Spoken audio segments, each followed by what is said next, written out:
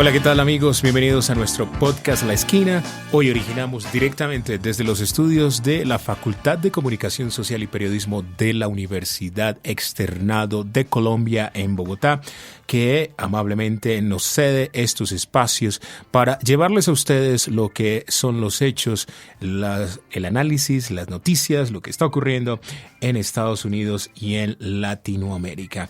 En Estados Unidos la cuestión está bastante convulsionada porque no cesan las investigaciones, el tema de Rusia, la situación también que se complica por los lados de Siria, la situación desde Washington que tiene que ver con Venezuela. Estaremos hablando de estos temas hoy con David Guarín, que ahora se integra a nuestro podcast La Esquina. David, bienvenido. Jefferson, un saludo para usted y para todos los oyentes. Muchísimas gracias por la invitación y pues muy contento de estar en este lugar donde Latinoamérica y Norteamérica se encuentran. Pues es una buena forma de analizar las coyunturas políticas de nuestra región. Efectivamente, estaremos hablando de este y otros temas en nuestro podcast La Esquina. Bueno, David, si arrancamos por Estados Unidos, como quien dice, la cuestión es si por allá llueve, por acá no escampa. En Estados Unidos, el presidente Donald Trump prácticamente pone el retrovisor, esto por la situación de Siria. Recordemos nuevamente ataques del gobierno de Bashar al-Assad a la población civil con gases. Y la reacción del gobierno de Donald Trump ha sido para muchos realmente desconcertante, vergonzante, incluso de miembros de su propio partido, porque el rechazo que ha hecho el senador John McCain de la reacción del gobierno estadounidense a lo que está ocurriendo en Siria ha sido bastante contundente, porque básicamente Donald Trump ha señalado, sí, rechazamos lo que está ocurriendo en Siria, reprochamos que Bashar al-Assad esté atacando con gases químicos a la población civil, pero esto es culpa de las debilidades de Obama. Ya vamos más de 60 días de lo que es la posición de Donald Trump y todavía pone el retrovisor, algo que es muy desconcertante. Por supuesto, da mucha lástima, digamos, que él no pueda separarse de esto, y lo que da a entender muchas veces es que no se ha podido separar de su campaña electoral. Sigue ahí presente en este tema. Él cree que todavía puede seguir gobernando bajo estos cánones y pues obviamente uno empieza a sentir que en cierto sentido el puesto le queda grande porque pues se convierte en mucha demagogia, ¿no? Y con esos pantalones tan grandes, como así lo decía. No, ¿sabe quién lo dijo así? Él lo dijo el senador demócrata por Virginia, Tim Kaine. Dijo, cuando vio esta reacción de Donald Trump, dijo, él ya es el momento que actúe como el niño grande en sus pantalones. Eso fue lo que dijo exactamente Tim Kaine y usted lo ha recogido ante la reacción que ha tenido Donald Trump, su administración, a estos hechos de Siria. Pero hoy tenemos otro hecho, y es que el gobierno de Donald Trump ha separado a Steve Bannon. Usted sabe, Steve Bannon es uno de los estrategas, senior advisor del presidente Donald Trump, que tenía asiento dentro del Consejo de Seguridad Nacional, así que lo ha separado. Esto de alguna manera sigue viendo uno de esos, como dicen por ahí, esos reculamientos dentro de la administración de Donald Trump. Ya se fue el general Flynn. Se ha ido otra persona también de su cercanía. Ya son varios los funcionarios que incluso su nominado para Secretaría de Labores renunció también a esa nominación. Y son otros los funcionarios que cada vez van saliendo, porque definitivamente no hay cosas muy claras dentro de la administración de Donald Trump. Es muy, muy interesante como decía David, algunas fuentes de la Casa Blanca, de la manera en la que, justificando la salida de Steve Bannon, porque decían, Steve Bannon estaba en el Consejo de Seguridad Nacional porque su función era revisar y estar muy pendiente del general Flynn, pero como el general Flynn se fue, entonces ya también tenía que salir. Ese cuento no se lo come, pero no sé quién se lo come, pero absolutamente nadie se lo come. Usted le ha dicho, les ha quedado grande la Casa Blanca. Todavía les cuesta asumir que tienen que gobernar. Y por ahí lo decía. Ayer lo decía el representante Julián Castro. Definitivamente parece que alguien va a ir a la cárcel. ¿Por qué? Porque las pruebas que hay sobre la relación de personas de la campaña de Donald Trump con Rusia, la manera como trataron y hicieron que Rusia influenciara estas elecciones, parece que las evidencias son bien importantes, son muy dicientes y bueno, esto tiene para rato este tema en los Estados Unidos. Pero como decíamos, si en Estados Unidos llueve sí. Por Latinoamérica no escampa. Precisamente estaba pensando en eso, en comentarle, pues hemos tenido varios estados de emergencia en las naciones por distintas situaciones, desastres naturales, aunque uno de los comentarios recurrentes estos días ha sido precisamente que también es un tema que tiene que ver con el podcast de la esquina, porque uno de los comentarios recurrentes es no es tan desastre natural, sencillamente ha habido mucha negligencia política en temas de ordenamiento territorial. Eso es lo que se comenta, la situación que de alguna manera también relaciona lo que está pasando, porque bueno, recordemos que justamente la semana pasada Donald Trump decía y echaba para atrás todas las medidas en contra el cambio climático, de adaptación, medidas que había tomado el presidente Obama en su gobierno, las estaba echando para atrás. Lo decía el ministro de Ambiente de Colombia. Bueno, esto que acaba de ocurrir en Putumayo, en Mocoa, es una señal de que el cambio climático es una realidad y nos está pasando cuenta. Sí, habían unas advertencias, pero de alguna manera tenemos que estar muy vigilantes y tenemos que adaptarnos a esas variables climáticas. Lo que está ocurriendo aquí en Colombia realmente ha sido muy triste. Más de 200, casi 300 víctimas mortales de esta avalancha en Mocoa, David. Sí, por supuesto, eso lo iba a decir. Si uno habla del tema de desastres naturales y de medio ambiente, a veces parece que no es suficiente, pero si uno se va a profundidad y mira las estadísticas, la verdad es que el asunto es bastante escalofriante. Hay 1.518 damnificados, es decir, personas que perdieron su vivienda o que de alguna manera salieron perjudicadas por esta avalancha. 79 niños muertos. Hay 293 personas muertas, bueno, al momento de grabación de este podcast. Digamos que y yo creo que la cifra va a seguir aumentando, claro, por supuesto. Todavía hay casi más de 80 desaparecidos, ¿no? Sí, hay que pensar en eso y que, como se decía, creo que fue el periódico El Mundo de España, decía que uno de los problemas más fuertes que está afrontando ahorita ni siquiera tiene que ver con las víctimas. ¿Y por qué? Porque ahorita hay un problema de salud pública. Claro, titular o el lead con el que iniciaba este artículo era Tumaco. El primer olor que usted tiene es de descomposición. Mocoa, por supuesto, sí, perdón. Mocoa, el primer aroma que usted recibe es de descomposición. Pero usted, ¿cómo ha visto la respuesta del gobierno Santos? Yo la he visto, digamos, ha sabido sortear la situación. Se ha visto que efectivamente cada vez el esquema de atención y prevención de desastres es más fuerte, pero ha recibido muchísimas críticas en temas comunicativos, como que no han sabido sortear la situación.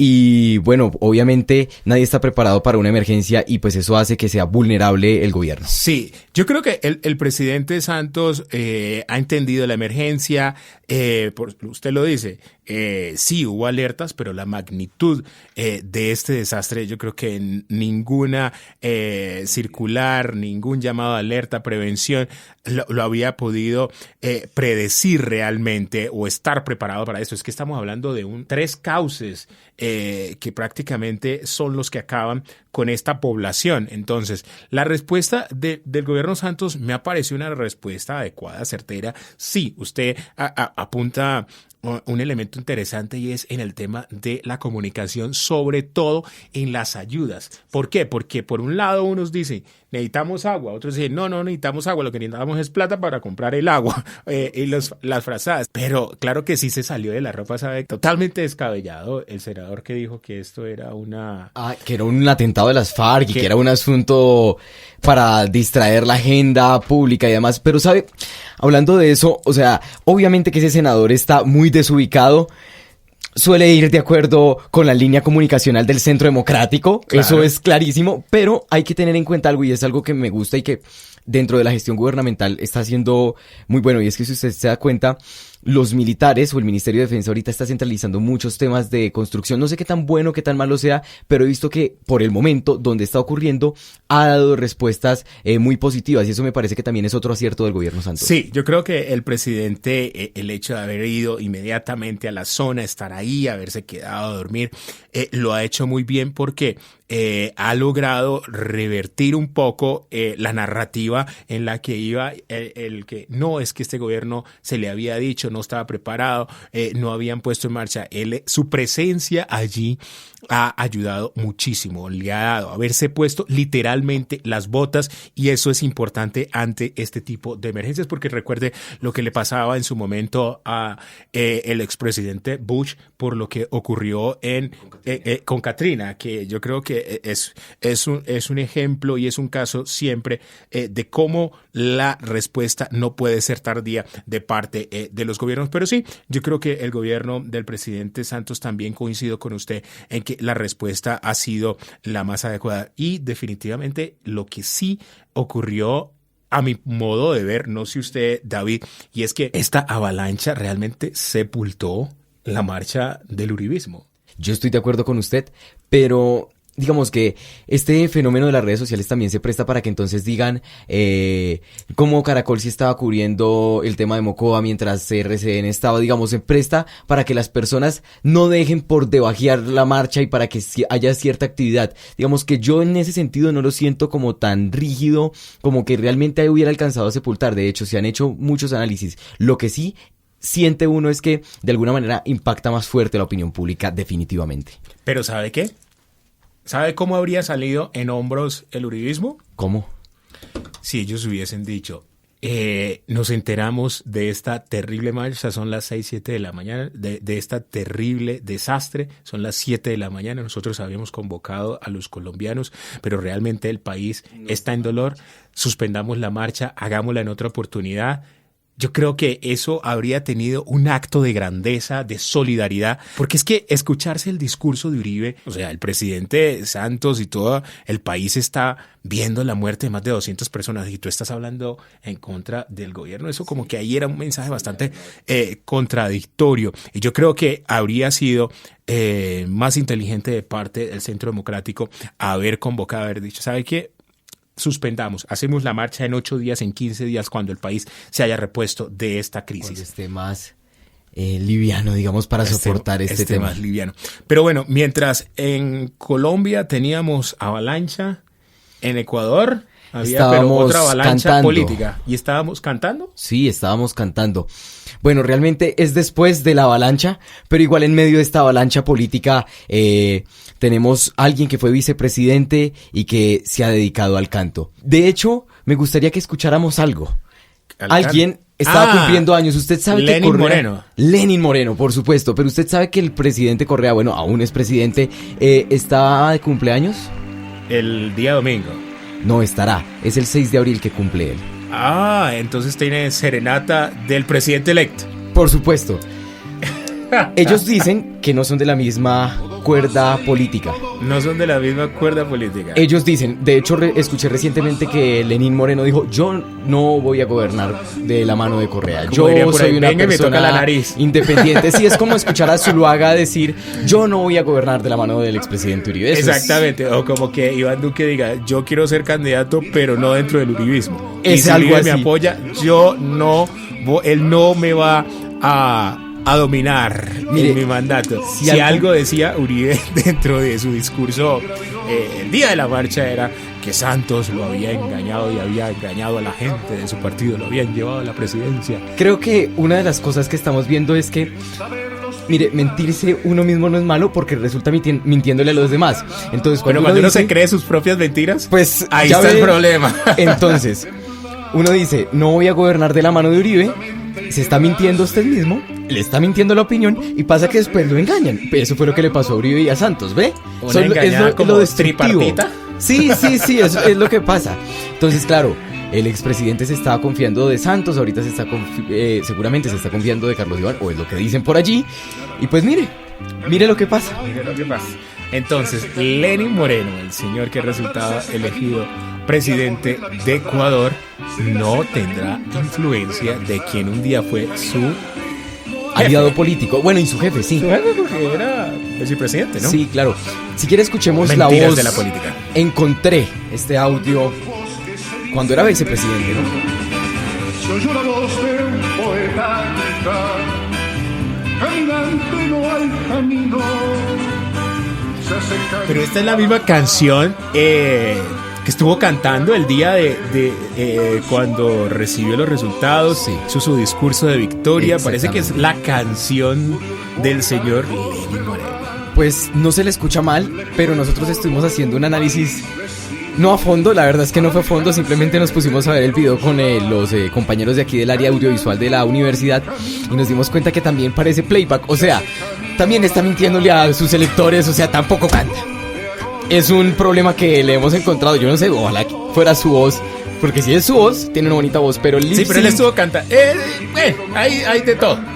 Hay de todo. Si le miente a las personas con temas de política, ¿qué más da mentir? Vamos a ver cómo le va al señor Lenín. Vamos a estar más adelante hablando sobre lo que ha ocurrido en Ecuador, lo que está ocurriendo en Venezuela, un poco de la situación de la región con la estratega Carla Velázquez. Ya volvemos a nuestro podcast La Esquina.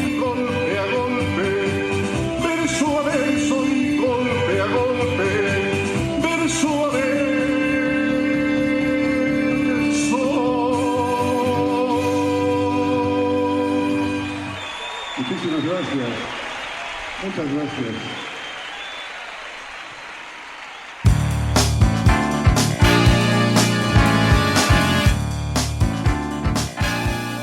Continuamos en nuestro podcast La Esquina y en este segmento nos acompaña directamente desde México Carla Velázquez, una reconocida estratega de comunicación política de la región, originaria de Venezuela, ¿verdad, Carla? Pero actualmente reside en México. Y con ella vamos a estar dialogando sobre el acontecer político de la región que está bastante agitado. Carla, ¿usted cómo lo ha visto desde México? Bienvenida. Gracias, Jefferson. Un placer estar contigo por esta vía. Bueno, desde México y yo creo que desde cualquier parte de la región, la mirada sería la misma, ¿no? Súper convulsionado, bastante complejo. Sobre todo la situación de Venezuela, evidentemente. Pareciera que hay como pasos que se dan, que luego vemos cómo se retrotraen. Luego las elecciones de Ecuador, evidentemente creo que son dos hechos a nivel político, porque lamentablemente, bueno, a nivel de la naturaleza tenemos un hecho en Colombia que es bastante doloroso, pero a nivel político yo resaltaría esas dos situaciones como las que caracterizan a la región en este momento de convulsionar. Sí, vamos por parte, Carla, porque usted conoce muy bien, tuvimos la oportunidad de estar allí en Ecuador en este periodo electoral. Por supuesto que conoce también muy bien la situación de Venezuela, algo de Colombia, en términos generales de lo que está pasando en la región. Arranquemos inicialmente por Venezuela. Yo lo llamo algo así como el ya casi que nunca ocurre, porque cuando el ya casi que nunca ocurre quiere decir, Carla, que cuando aumenta la presión, que cuando todo el mundo sale y dice tiene que haber elecciones, tiene que irse Maduro adopta una serie de medidas como lo que hizo la semana pasada con la Asamblea Nacional, el Tribunal Supremo que usurpa los poderes de la Asamblea Nacional, sale la comunidad internacional. Yo tuve la oportunidad de estar allí en Washington cuando en su momento la embajadora o la delegada de Venezuela ante la Organización de Estados Americanos irrumpe en la rueda de prensa. Aquí todo esto está perfecto, baja la presión y todo vuelve prácticamente que a lo mismo y seguimos en la situación de Venezuela cada vez peor. Es algo que se repite casi que cada año, yo diría, e incluso mi experiencia de estar allí cubriendo mucho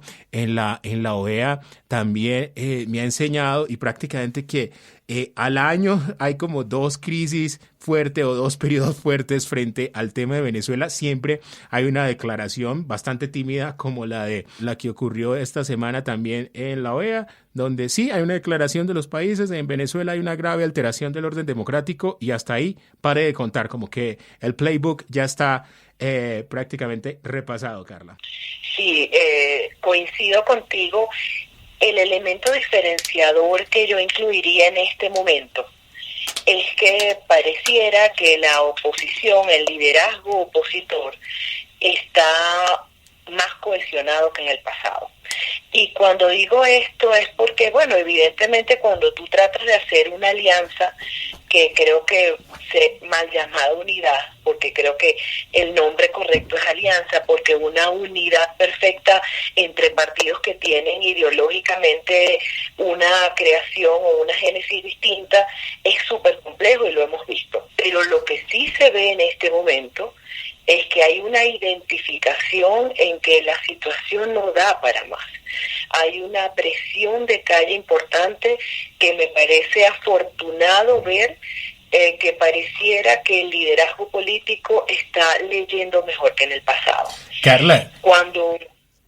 Sí, pero el liderazgo político, no sé, bueno, usted lo conoce mejor, usted ha estado allí, pero yo tengo la impresión todavía que esa vertiente Capriles sigue por un lado, Lilian Tintori por el otro, María Corina Machado por el otro, y como que el régimen sigue allí aprovechándose todavía de esa división. ¿Eso es una percepción o eso realmente está ocurriendo? Sí, yo no creo que sea una percepción, creo que es la realidad y es la realidad natural.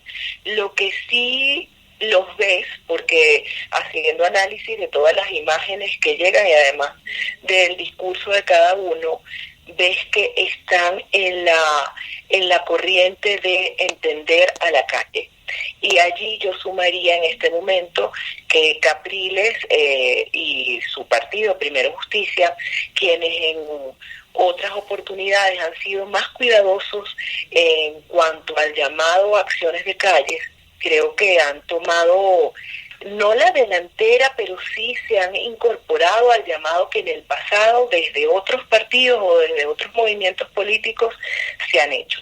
Entonces, por eso es que te digo que en este momento los veo leyendo la realidad de una manera, tal vez no diría idéntica, pero sí muy similar.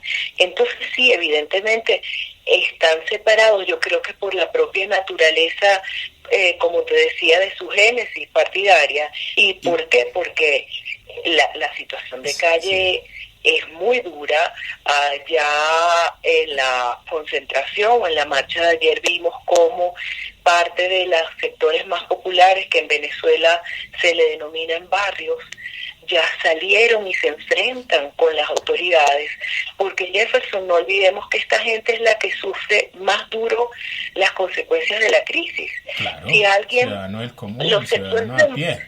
Sí, es que ya no hay manera. Los sectores y yo porque tengo familia aún en Venezuela, los sectores, digamos, aún algo privilegiados, pueden conseguir algo de comida y alimentos difícilmente y pagando unas cantidades de dinero exorbitantes. ¿Y será que esta vez sí, será que esta vez ya es el punto? Porque es que ellos, escuchábamos a Maduro decir esta semana, bueno, y que se preparen para la elección porque les vamos a dar otro golpe. Ellos siguen legitimándose bajo estas elecciones. Sí, allí cuando si vemos lo que hablábamos al principio de cómo está la región de convulsiva, y ese es un punto súper interesante que acabas de tocar, el cómo las elecciones se han convertido para gobiernos de corte autoritario en una herramienta no para que el ciudadano elija, sino para ellos legitimarse, para ellos ni siquiera legitimarse.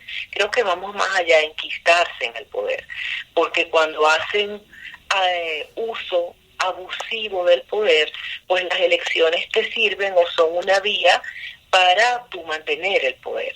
Entonces, Maduro dice eso, y dice eso de manera digamos que yo creo que es algo temerario, porque las recientes encuestas le dan un rechazo de un 80%, y es una consecuencia lógica, natural del grave estado de la situación política y social que vive Venezuela. O sea, y esto nos permite, Carla, ir de Venezuela a Ecuador, porque allí hay como diría, aparente cambio de mando. Señor Lenín Moreno acaba, pues, ha resultado vencedor, derrotando a su contendor Lasso, el señor del partido Creemos, conservador, y de nuevo la oposición en Ecuador no ha podido con el correísmo, Carla. Sí, es bien difícil, y yo siempre cuando en mi trabajo de consultora siempre digo algo, y es que cuando uno quiere ganar, uno tiene que dar todo y hacer todo dentro de lo ético y lo legal para ganar. A veces creo que dentro de las oposiciones, y hablo de toda la América Latina, ese hacer todo para ganar no necesariamente está bien comprendido. Y no digo que desde el sector del candidato Lasso no se haya hecho todo, pero son bien complejas unas elecciones, repito, con un gobierno que tiene todos los poderes más uno. Y me refiero específicamente porque trabajé mucho tiempo en Venezuela haciendo seguimiento durante la pre-campaña, y es allí donde hay algunas irregularidades importantes en el caso de Venezuela. En el caso del Ecuador, fíjate, entiendo que no hubo tantas irregularidades en cuanto a hechos de violencia o violaciones de derechos humanos, incluso a periodistas. En el caso de Venezuela era muy grave.